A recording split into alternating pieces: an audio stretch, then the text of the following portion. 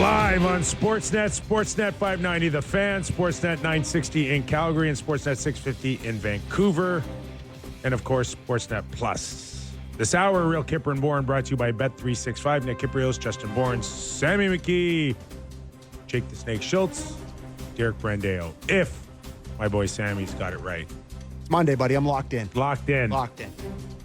It's not Friday. So Good weekend, good Father's Day. Great. Yeah. Didn't do much. Watched golf, hung around, ate food. What else do you want? Got some about you, unbelievable Sammy? gifts from the kids at school.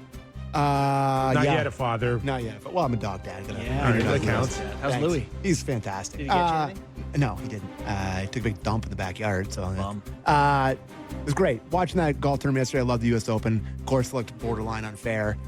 So it's nice to see these guys look like you and me for once. Speaking of big dumps, Okay. Oilers, Oh, jeez. backs against the wall. Is there any way we can hedge what we could anticipate tomorrow night based on the amount of comebacks that this team has had and their ability to find it when their backs are against the wall? I mean, the last thing I would ever do is tell you the Edmonton Oilers are dead.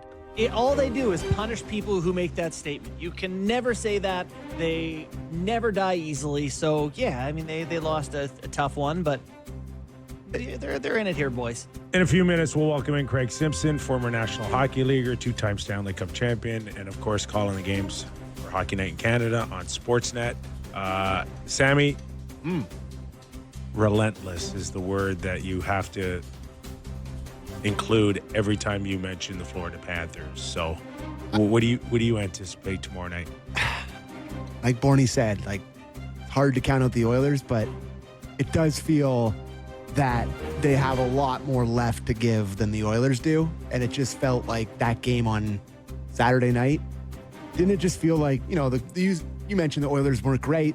Not a lot. I wouldn't say they exactly showed up, but Panthers kind of just went into they kind of went into expert mode, bud. Like they were on a different level. I don't know. And watching the panel Saturday night, and the words that they used to describe the Oilers is,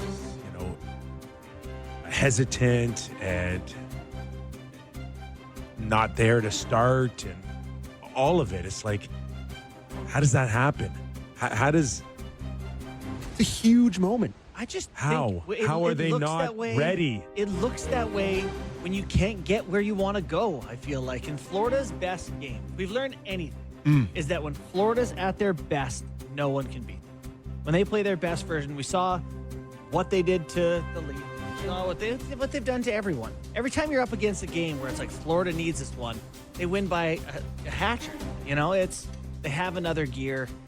I don't know. By the way, I wanted to read a James Duthie tweet here, which was just multiple people who are involved or close enough to hear it all say this is the nastiest trash-talking Stanley Cup final they've ever seen. Usually some subjects are off limits. Not here. Everything on the table, pure verbal hate. Wow. Love that. Marchand, Kachuk, Perry, Kane. Okay. You're now going to compare that to what, 25, 30 years, 50 years of the game. It's more people are down there now. More people are And hearing they didn't have that access 10 or 15, 20 years ago. Totally. So it's like it's all new to them. And they're like, ooh, I can't believe he said that. His ex-girlfriend. Ooh. Did you get a trophy for Best being the best? But, I mean, you can see Sure. it given the people involved and the back-to-back, the rematch. You can see they've got some history with one another. I'm sure it is. They had All the- the talking in the world won't matter if you don't, show up with your best. It's so tough for the Oilers. Not having Hyman. RNH is like, is he available? Is he not? They don't know which way to go with the goalie. The fact that they have 2 wins in the series, given all their circumstances, it's impressive.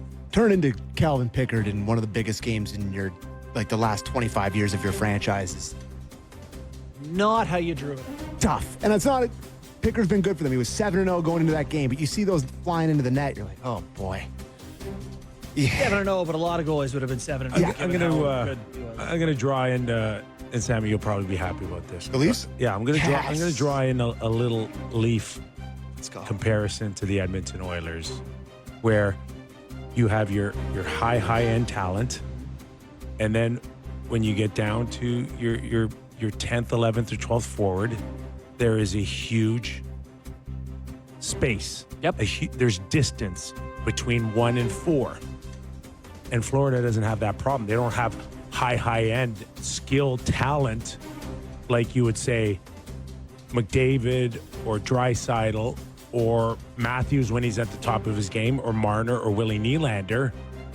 But they don't need them at the complete height of their game because there isn't much distance between 1 and 4 in the way they play. Well, particularly 1 and 3, like you're talking about the Leafs and what they spend on their third line, and it's like, who do you got? McMahon, Domi, who? Pacioretty mixed in there at times. Combined probably makes $6 million. What's Lundell make? Maybe 5 5 himself. What's Marchand 5 make? for like 3 more years. And Marchand makes 6. Yes. And Luosterainen makes 2.5, 3. Yeah, but my point is they have money to spend because they're not spending as much at the top, farther down the lineup, and all of a sudden we're deeper. It's just spending it on the right guys. To me, it's not okay. You're just better because you've been better with your salary cap. They're just getting better players at the end. Listen, they're picking out of a pool of better players, and they've done great. They've picked the right guys, but certainly they're not shopping at Big Lots or wherever the Leafs are shopping. That's an American chain. And it's Never not heard- good. never heard of it. Lundell was a draft choice.